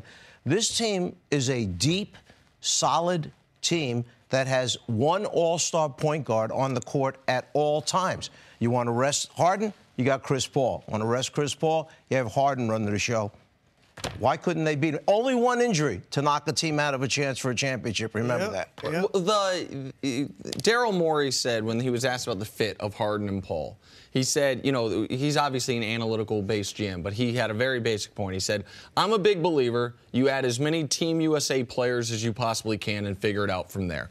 And that's what they did. People didn't know Harden and Paul would fit together, but the point you make is critical. When the Thunder, when they still had KD, what their biggest adjustment that Scott Brooks made and Billy Donovan eventually made is they made sure Russ and KD, one of them is playing at all times. It gives us a great chance to have the best player on the court at all times. With the Warriors, Steph or KD in big games, one of them is playing at all times. The Rockets are doing the same thing. And you mentioned Capella, and this is why I do believe that the Rockets are a real threat. Not a 1 in 10 chance, not a they need Golden State to get hurt, but they could go toe-to-toe with them and beat them. Not be the favorites, but they could beat them. There have been 31 games this year with Chris Paul, James Harden, and Clint Capella play. They are 30-1 in those 31 games. When they have their big three, people forget Capella's importance because of the defensive end. They have been as good as any team in the sport, and that's a big sample size. That's 40% of a season. Let me throw this out at you. The one, I'll call it bad stretch that Houston has had this year, not like they've had a lot of bad stretches, but the one period that they were a little bit not the super team that they are, who was missing from the lineup? Capella. Yes. He was out injured. Yep. But as soon as he came back, they're back on that run once again. Yeah, and I don't want to put too much into the regular season matchups, but they're 2-1 against Golden State. The last time they played, they beat them by 8, and it was all the stars were playing. So that's a good sample size for this team. But the one, I don't really have a question about this, but a lot of people bring it up. James Harden and Chris Paul in the clutch. Now, Chris Paul has had some good clutch moments, but he's had some bad ones. Even last year, Game 7 against Utah, 13 points, didn't shoot well from the field, and he had been killing it in that series. Was almost averaging 30 in the first 6 games. 7th game, just couldn't deliver. We've seen it against Westbrook in the OKC series a few years ago. And Harden's had a bunch of bad moments. Harden's had, last year, Game 6, you think he was concussed. Whatever the case, he didn't come up. He didn't even look like himself. He didn't look like he wanted to shoot. He looked like he kind of froze up. We saw it against Golden State in 2015. So I have a question on that. And then also, a lot of people around the league, as great of a coach as Mike D'Antoni is, what I hear from a lot of people is his weakness is lack of attention to detail. And when he had those Phoenix teams, when they got beat by San Antonio a few times, it was always the messed up rotation, a turnover at the wrong time, some lack of execution where San Antonio did not make those types of mistakes and Phoenix did. Even guys getting off the bench, but that, during a scrum, they got guys suspended. Do you think that could come criticism's into fair? flow. Let me say this. If there are criticisms about Mike D'Antoni, I wish I had the same faults he had because, 1, he keeps getting jobs. 2, he keeps winning. He's been to NBA Finals. I haven't done any of those things, okay? And Mike D'Antoni does what he does so well. Think about who brought this system that we see right now to the NBA. 7 Do you remember the old Denver teams? Okay. Oh, yeah. All of a sudden, like this, they're terrible. Watch them. But, when you have better players doing that same thing, they look better than they did. He couldn't coach in New York, could he? I wonder why. Right. Why couldn't he coach? Didn't have the right guys. They didn't have the right guys. Okay, Yep. You can mix that thing up, but it's got to be the right mixture together. I'm giving them a 30% chance to beat Golden State. What do you say, percentage-wise? They have a chance. And like I said, they certainly do. Percentage-wise, I don't know, but I always go back to this. Let's go back to San Antonio. Was San Antonio on a roll last year against Golden State in that playoff game until Kawhi Leonard got hurt? A 20-something point lead disappears. Remind me they who lose, hurt him, and they're gone. Oh, Zaza did. He could talk about that, too. He wants Zaza out of the league. The one thing and the one reason no one's worried about Golden State is because we all truly believe that when it's time for them to play well, they'll play well. When it's time for them to step up, they'll step up. When they need to switch into a higher gear, they'll switch into a higher gear. They know when they need to. Does Houston have that ability? Do you see Houston getting that much better than they are right now? Do they have a second gear? Or are you worried about, as we always talk about, Chris Paul and James Harden in the postseason? Let's remember, Houston is so much stronger and better now than they were a year ago. First thing I thought they did well was they added toughness. They added some toughness to their... P.J. Tucker, not a bad pickup because he comes out, he beats people up. Then they bring a guy in like, Joe Johnson. Luke Sharma-Bamute has been a good pickup for them exactly. As well. And this team has developed defensively, and I don't want to put this on one guy, but Jeff Bzdelik is on the bench right now.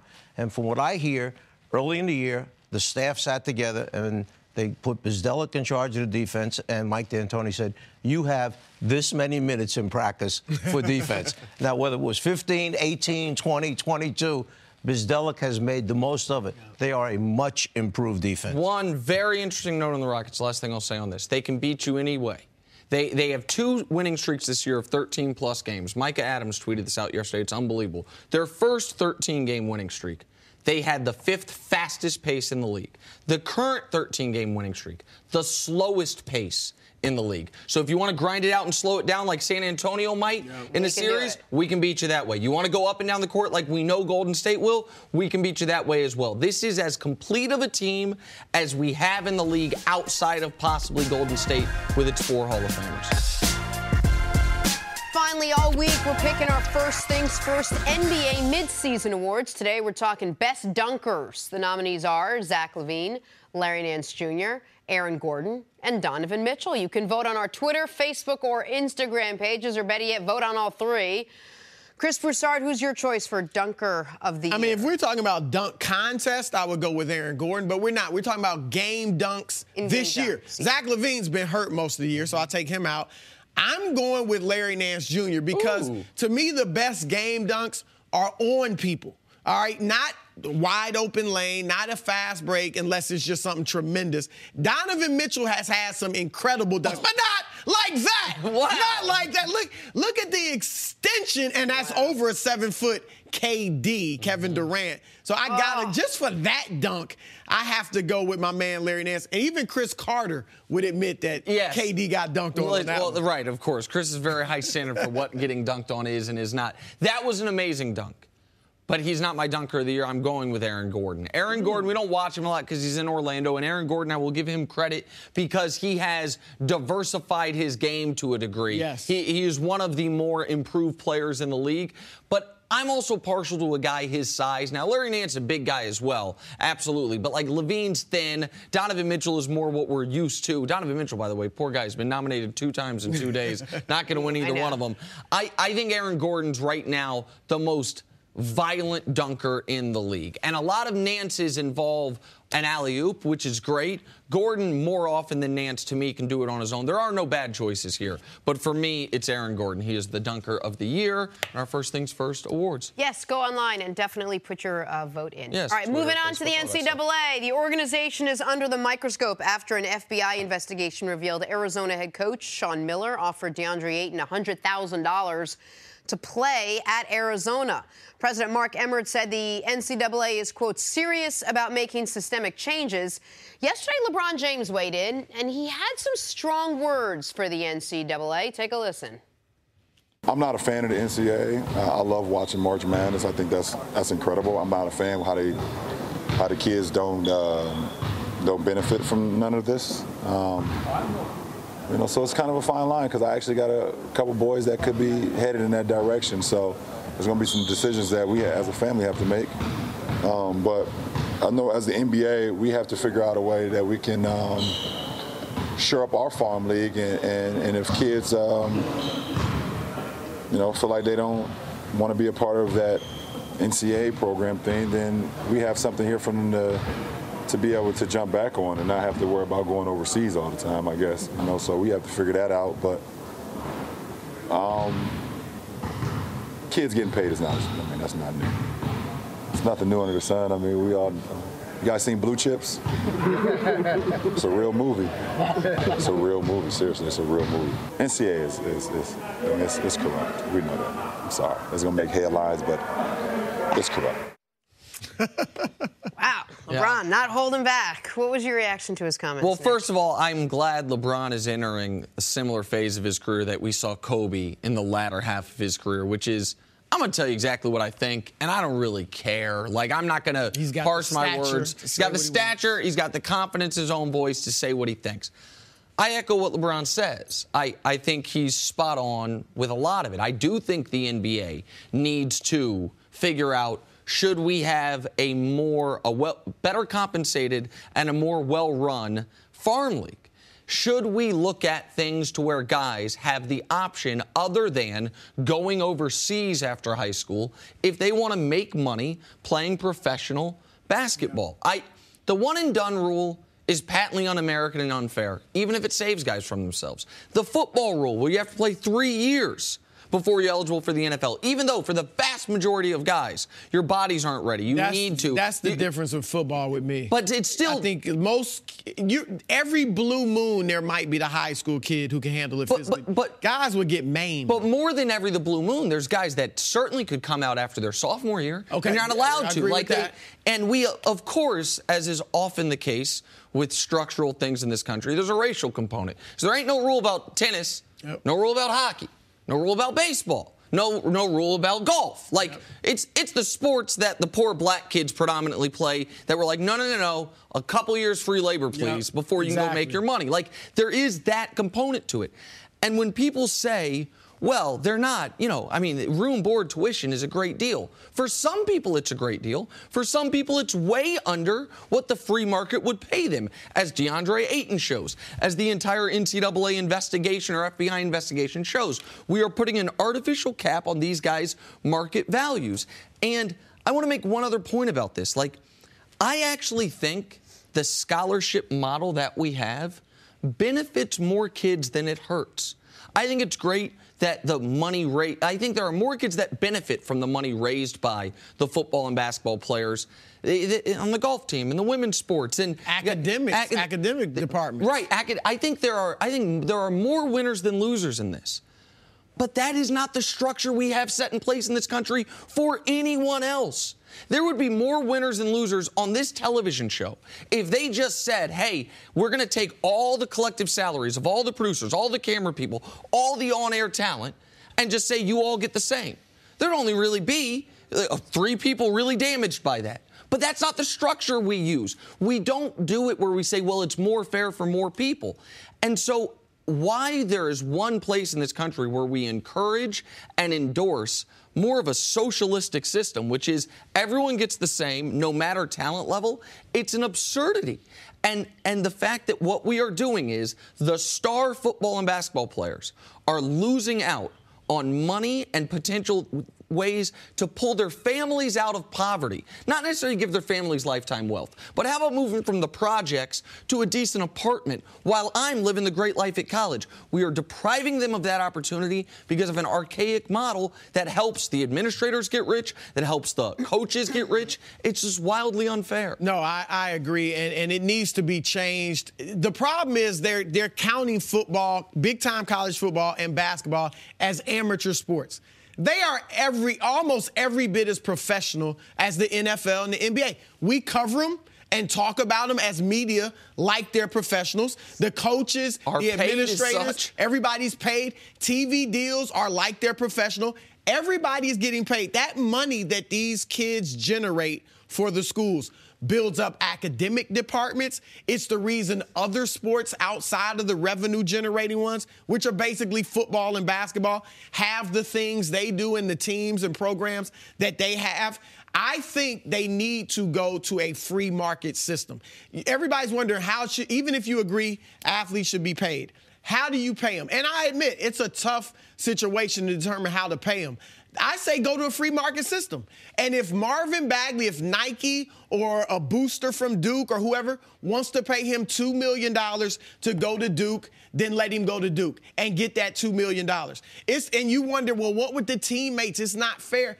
If you and I went to the same school in college and a radio station loved you and said, while you're in school, we want you to work for us and we're going to pay you $400,000 or whatever, it wouldn't ruin our relationship. He'd have it. I wouldn't. We'd still be students together. They should have that. It sounds crazy because we're so used to the system that we've had for decades. But when you really think about it, it makes sense. So for the first time, we not only have this public pressure, we're having the conversation in a serious way. Like there's been an FBI investigation. Coaches are going to lose jobs. People are going to be affected by this. But is there enough public pressure that this is the time where they're actually going to do something about it? I don't think there will be any enormous change. I think maybe the NCAA might open the door to letting these guys make some endorsement money, letting these guys sign, whether it's small time. You go to You go to Texas A&M, and the local College Station car dealership wants to put your face on a billboard and give you 10 grand. Maybe from that level to Nike saying, hey, man, we want to release a signature shoe for you while you're in school, Zion, because you're an internet sensation. Like, I think maybe opening the door to those types of things. But actual payment of the players through the institutions, that's not going to happen. But I don't think so. I think it's too institutional. It doesn't even have to happen through the institution. No. I mean, boosters could do it if they want it on behalf of the schools. Or who? If it's not the shoe companies. It could be shoe companies that are in bed with different schools. And people say, well, then the richest schools with the richest boosters would always get the top kids. Like you said, Western Kentucky can't get the kids that Duke can get. And the only way Western Kentucky could would be if Western Kentucky's got a few rich boosters, says, hey, we are going to give you something for it. And I want to just debunk one, I would say, myth about this. Because I get tweets all the time from people saying, oh, my God, of course it's a great deal. I still have student loans to pay off. These guys don't have loans to pay off. I say this with all due respect. Get great at something. Scholarships are available to everyone. That's America. Their scholarships are available to everyone. There are academic scholarships, there are athletic scholarships, there's music scholarships, there's dance scholarships. One of the reasons, and I say this with humility, I did not have student loans. I was an elite high school student, was not an elite high school athlete. And guess what? I got scholarships. I got scholarship offers from multiple schools. There were things. Everyone is eligible. It's hard to tell someone just go get good at something, but I understand what you're saying. But that's the system we have for everyone. For everything. Here's another part of the discussion, because LeBron mentioned the G League, and I agree. Like, people said, well, when the kids could come straight out of high school, and they need to do, if the NBA is serious, and all these players, Kevin Durant, Carmelo Anthony, LeBron James, they've all spoken out against the NCAA. If the NBA is serious, number one, you will let players come straight out of high school. And the problem used to be, well, what about the kids that don't make it? They think they're better than they are. Let them go to the G League. You couldn't do that back in the day. Let them go to the G League, and if they don't make it in the NBA, they can play there and make some money. But here's the thing, Nick. Are we as a society, the G League, not for the foreseeable future, even if the NBA makes it a legitimate farm system, it will not generate the excitement or the pageantry that the NCAA does in football or basketball. That's become a part of American culture. Are we ready to have the best kids say, I'm not going to play in the NCAA? Now, it's fair that they get to do what they want, but culturally, we would lose a lot. Think of baseball, collegiate baseball. It doesn't matter. We don't care about it. Of course. Listen, and that could become basketball and football. The system I want would be bad for college sports. It would be bad for sports fans. It would be bad for the average college athlete. But it would be fair.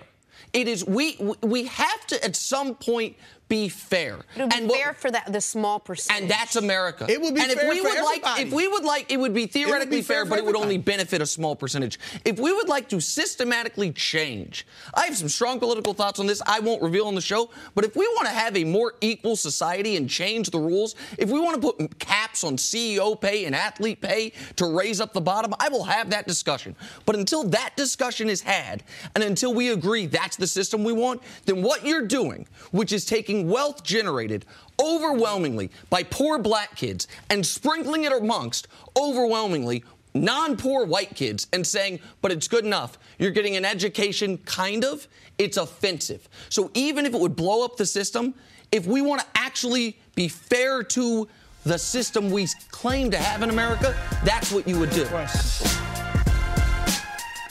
So the Big Ten tournament tips off tonight at 5 Eastern, less than a mile from here at Madison Square Garden. Michigan State, Ohio State, Purdue, and Michigan are among the teams vying for the title, but it all starts tonight on the Big Ten Network when Illinois takes on Iowa. And joining us now to break it all down is Big Ten Network analyst Stephen Bardo. Stephen, thanks for joining us. What's going on, man? Thanks for coming on. You guys are based in Chicago, but is it nice to be here in New York for all the big action? Everything's better in New York. Wow, that's what we think. I mean, it's in the Garden. Come on now. Anybody that has any kind of basketball knowledge, gotta love the Garden. And they did a lot to make sure it could be in the Garden this year. And we'll talk about what they did to the schedule and what it could mean for the NCAA tournament. I want to start with this right now, your gut. If I told you could have Michigan State or the field, who you want? Not who you want, but who would your pick be to win it? That's a great question. I'd say the field. Okay. You know, even though Michigan State's won 12 in a row, when you get to this point of the season, every team is so scouted so well that you try to take away your first and second options. And if you can do that, you get to that third and fourth option. Now you get Michigan State in a little bit of a, you know, put them in not the best case scenario, but they're still playing very If I very were well. to tell you Michigan State, I've got a time machine, they didn't win the Big Ten tournament. Who do you think would have won it? The team that's playing the best right now, in my opinion, is Michigan. Okay. This is John Beilein's best defensive team. And typically, when you think of Beilein teams, you think of Pittsnoggle and big guys stepping away from the, West Virginia. And he's got another one in Mo Wagner that does very similar things. But Michigan, defensively, they are great. And they've got a lot of depth at the wing position. And so they could give a team like Michigan State a lot of issues. Now, what individual player should people really be watching for to see something special? I like Jaren Jackson Jr. I mean, this guy here. Big night of basketball last night. Big night of basketball. Things going on. One personal note for the show, and I know we'll give video evidence of this later, photographic evidence, but congratulations to Chris Carter. Yep. Got married yesterday. You guys can see on Twitter the pictures. We'll do something later in the show. But a huge congratulations on behalf of the show, everyone that works on the show, all of FS1, to Chris Carter, and now I guess it will be Sue Carter, his lovely bride of one day. And we love you both. We miss you guys and enjoy yourselves. Side note, none of us were invited. Well, but that's okay. Nobody went to the wedding. I said none. Is that not the word none? None of us. Yes. Congrats, Cece. We love you and we miss you. Definitely. No family or anything there? Nobody. Just they did it the right way. Like, that's the do. Just go and do it. All right, let's start with a big move from a big game last night. It would take a basketball move of epic and viral proportion to set the internet on fire last night. It would take James Harden. Rockets, Clippers, no love, lost here at all. Let's watch it again. Harden with the crossover, trips up Wesley Johnson. Harden stares at him, then nails the three. Twitter went bananas last night. Check it out if you haven't seen some of the reaction to this. Oh, my goodness. 3 of his 25 on the night. Rockets won it easily. They've won 14 in a row. Best record in the league now. Here is James Harden after the game. This feels really, really good. And we're not just winning one way. We're winning in a variety of ways. And that's what it's going to take for, in the postseason. So just finding ways to win. Obviously defensively we have to get stops in order for us to get to where we want to go. But offensively, we can score with the best of them. So tonight, great case of what our defense can do. Wesley goes down, you see it. What's going through your mind at that point? I don't know. I was trying to figure out what he was doing. I don't know. You just decided to step back and take the three? Yeah, I mean, I was looking at him and he was looking at me. I was trying to figure out what he was doing, where he was going to save. And then I just shot it. Did he say I just wanted to see what he was doing? Yeah, that's why I stepped back. Humble brag. Of course. I don't know what happened to him. I mean all of a sudden there, he's then on he the wasn't ground. there. And when James Harden wins the MVP this year, and it'll be near unanimous, won't be unanimous. Anthony Davis will get a couple votes. It might be unanimous. It could be, but let's assume it won't be. It'll be close to it at the very least.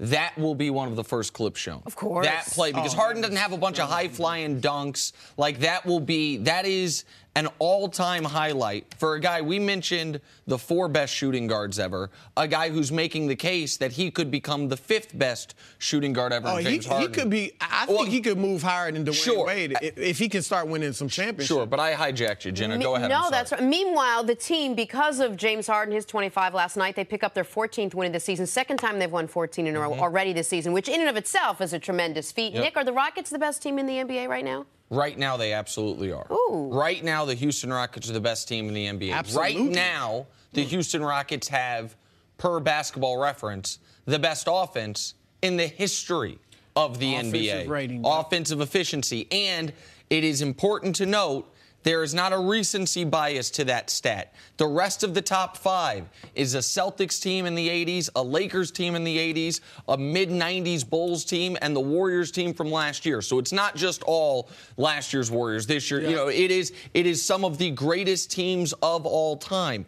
This Rockets team has the best record in the league, not only against everyone, but the best record in the league against teams above 500. They're 26-9. This Rockets team is 10-1 against the cream of the crop in the NBA. Golden State, Cleveland, Minnesota, San Antonio. I mentioned Minnesota, San Antonio. One of those two teams likely second-round series. Obviously, Golden State likely third-round series. And then Cleveland, the likely NBA final series if they were to get there. So I don't see a flaw on the team right now. The only criticism you can find for the Rockets is about things that haven't happened yet. How will D'Antoni do in the playoffs? How will Harden and Paul do in the playoffs? But up to this point, 75% of the way through the season, they have been the best team in the NBA. Now, I believe this year's Warriors, are they in the top 5 on Basketball Reference? I think Last they're year's 6. were. Okay. They're right. This year's Warriors are right there. It's interesting because I was looking at that as well. Now, the ESPN John Hollinger stats actually has slight difference. Yeah, Golden State as the best team offensively this year in offensive efficiency. They're historic in Basketball both things. It's because of the way you determine pace. Yeah. So there's a slight different methodology. But either way, we could parse it. They're historic. Historically great offense. But no, they're not the best team. First of all, you don't become the best team in the league in February. You know, it's just how it is. Now, if they prove that they're the best by winning the championship, okay. But think about Golden State in 2015. When they won 67 games and were about to start this run, nobody was giving them they're the best team in the league. Having the best record means nothing. In most years, the teams, I don't know if it's most years, but many years, the team with the best record doesn't win the championship. I don't think that Miami Heat team of LeBron and D. Wade ever won more than 57 games. But they were clearly best. His two best records, 66 wins, 61 wins in Cleveland, they didn't even get to the finals. Didn't make the finals. So the regular season doesn't matter in terms of has the best record being the best team. You have to prove it in the postseason. Because regular season, here's the thing. You catching some teams on back-to-back nights. You're catching some teams with injuries. You're catching some teams when you're flying on a long road trip. In the playoffs is when it's a 7-game series, no back-to-back. Everyone's That's rested. when you find out who the better teams are. And I'll look at talent. Who has more talent, Golden State or Houston? Golden State. Clearly. I mean, they got 2 of the top 3 players, 4 All-Stars. It's not even close. You look at balance. Now, Houston is a top 10 team defensively and has improved dramatically in that side of the ball, but Golden State is top 5. They're 5th best defense in the league, right there offensively, depending on whose metric you use. So the one thing Houston has that Golden State doesn't is the best big man of the two teams, and that's Clint Capella. He needs to start getting some love. I could see him, if he keeps this up and they go deep in the playoffs, he could be an all-star next year. Well, and that's saying a lot in the West. He might be most probably improved. Too much in the West. He might be most improved player in the league this year. He's in the top 10 in field goal percentage, where he's number 1, block shots, rebounds, and there's one more stat. Don't tell per PER. He's 7th in PER. I mean, the dude is having a tremendous Kevin Durant, season. though, says his job is KD easy, needs to reevaluate. Keep this in mind. When we first opened up this basketball season, there were 2 teams we were looking at that had to deal with chemistry. It was the Thunder with those 3 guys they were going to have to figure out a way to work together, and it was the Rockets. Well, how is Chris Paul and James Harden going to work together? They both want the ball. They both are. The Warriors, we knew, had this team in place basically from last year. Does it mean anything? Does that factor into you at all, that the team has surprised you at least, that they've had to deal with a new sort of... And I'd even add a third team that didn't deal with it well, Cleveland. Cleveland. After trading Kyrie. Cleveland struggled for a long time. Oklahoma City struggled early. The Rockets were ready from the beginning. Go ahead. No, I mean, look, they have surprised me because I didn't know that it would work this well with Chris Paul. I actually thought it would be better in the playoffs because Chris brings a mid-range game that they haven't had in the past few years that you're forced more to use in the playoffs than regular season. I thought they'd have their growing pains in the regular season. Obviously, I was wrong, and that has surprised me. But no, I can't say they're the best team in the league right now. I don't care what their record is. I disagree with you on how we looked at the Warriors the first year they won the title. Steph won the MVP. They were the favorites going into the playoffs. I think there were stories about one of the reasons LeBron was so upset his first year in Cleveland before they made the trades was he was watching the Warriors late night and was like, oh, my God. This team came after Golden State won it, though. Because I talked to LeBron right before that finals, and I went right before the 2015 finals. At the finals, I got him alone. I was like, do they remind you of the Spurs team in 2014 that just beat you guys because of the way they moved the ball, shoot the three? He chuckled. He's like, no. They're not there. He's like, jump shooting teams, and he wasn't alone. Most of the league felt jump shooting teams don't win championships. Fair enough. And maybe some people. Nobody was. And even after they won it. Because of the injuries Cleveland people were dealt with. disrespecting So just one more note on the Rockets, because the big news peg here is a 14-game winning streak. They're second of the season. A little historical context. There's been 5 teams in modern NBA history. I'm going to throw out the 1947 Capitals, who also did it. 5 teams in the last 70 years in this league who have had multiple 14-game winning streaks. Here's what they did in the playoffs. The 71 Bucks did it. That was with prime young Kareem. Yeah. They won the title. The 86 Celtics did it. Some people think that's the best NBA team ever. They won the title. The 2000 Lakers did it. Peak Shaq. Coming into his prime Kobe, they won the title. The 97 Jazz, they were tied in Game 6 of the finals and still Steve Kerr hit that jumper. So they came this close to winning the title. And the 07 Suns, coached, by the way, by, was it D'Antoni? No, was D'Antoni still there? D'Antoni, but that was the season. The Suns had Robert Horry, hip check Steve Nash, guys come off the bench. That team could have won the title. If you won the West, you were going to go. That was a huge Cleveland, moment in that when they lose Amari Stoudemire for a game due to the suspension. So the point is, it's happened 5 times in modern NBA history. 3 of the best teams ever, and they won the title. Another team that was tied in Game 6 in the waning moments, and another team that was potentially some suspensions away from winning the title. Now the Rockets have done it. Go ahead. Now the Rockets have done it. That's it? You stopping there? The Rockets right now are the best team in the NBA. Does not mean they will win the title, but right now they're the best team in the NBA. Stars in Boston, just when you thought it was safe to write the Celtics off, because they had lost 9 of 15 before the All-Star break. The Celtics have some of you believing again. Winners of 4 straight since the All-Star break, including a 134-106 blowout of Charlotte last night. Kyrie Irving leading the way, 34 points. Talked about his team bouncing back after the game. I think that for the first few games, we've done a great job of responding, and we just want to keep it up, because the season definitely doesn't end tomorrow. So we have a lot more games to consistently get better, and I'm looking forward to it. So the Celtics have won 4 in a row. The competition hasn't been tremendous of the games they played, but it's still a 4-win streak that they have sort of strung together. Did everyone jump off the Celtics bandwagon too soon, Nick? No. The skepticism about if Boston is a team that, forget making the NBA Finals, if Boston is a team that we think can even make the Eastern Conference Finals, that skepticism is well-founded. And beating the Pistons, Knicks, Grizzlies, and Hornets does not change. I'm sorry, does not change my opinion on this. Okay, just to be totally transparent here, those 4 teams are combined 45 games under 500. It was a great win last night. Kyrie was spectacular throughout the 3 quarters he played. Didn't even have to play in the 4th quarter. But the reason people jumped on the Celtics bandwagon, despite losing Gordon Hayward, was they had 2 young guys, a rookie and a second-year player, who were playing like stars the first 3 months of the year, in Jason Tatum and Jaylen Brown. Jason Tatum, the first 3 months of the year, was shooting 51% from the field and 47% from 3. In 2018, the last 2 months, 42% from the field, 36% from 3. Jaylen Brown was shooting 48% and 41%.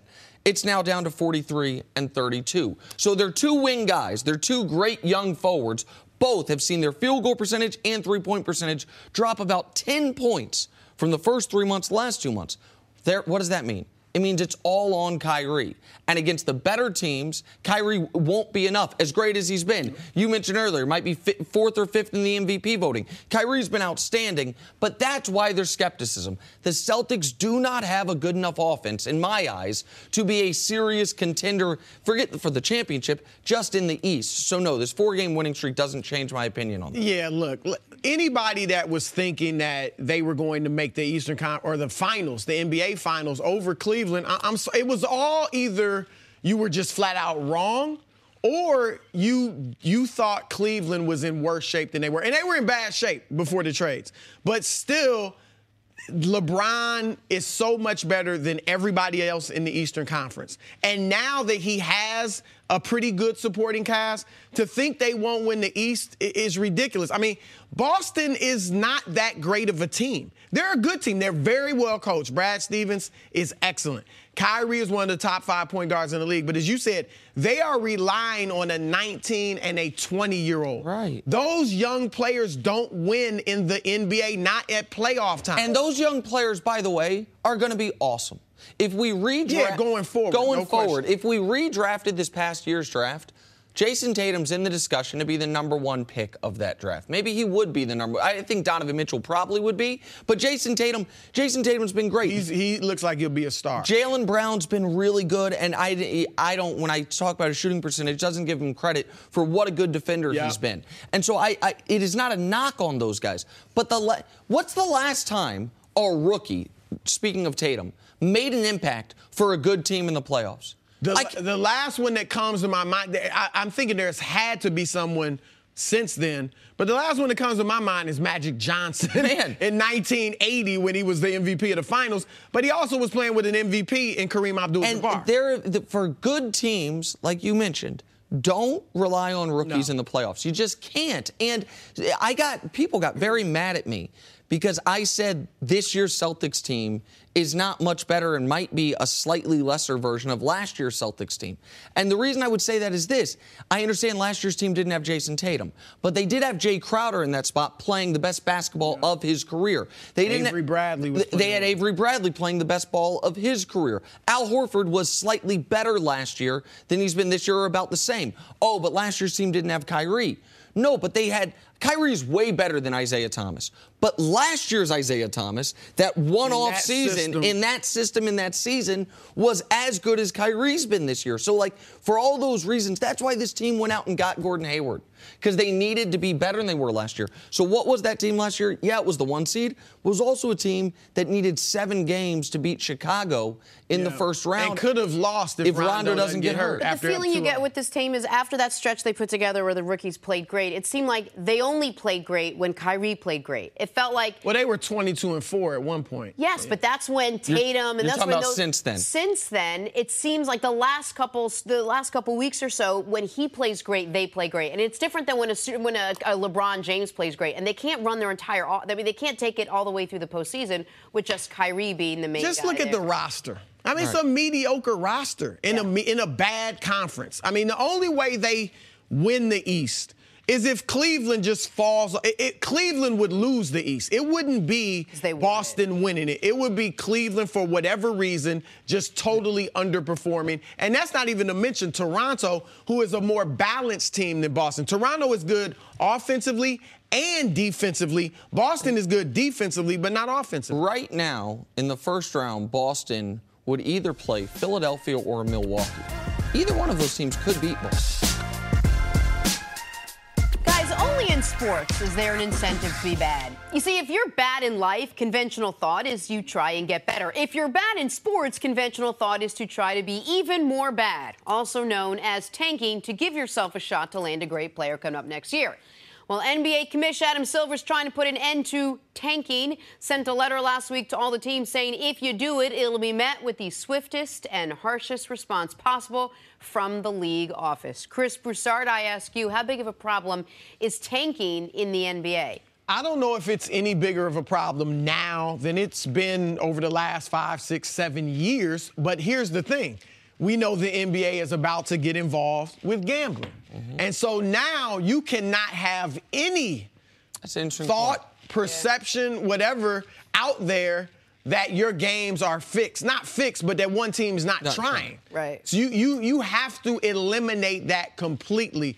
And look, we all understand what Mark Cuban was saying.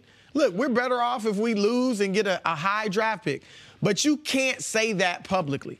And I don't want to hear from people that, hey, he was just being honest. I'd rather him put it out there, Because what if he was over the trade deadline looking to trade Dennis Smith Jr.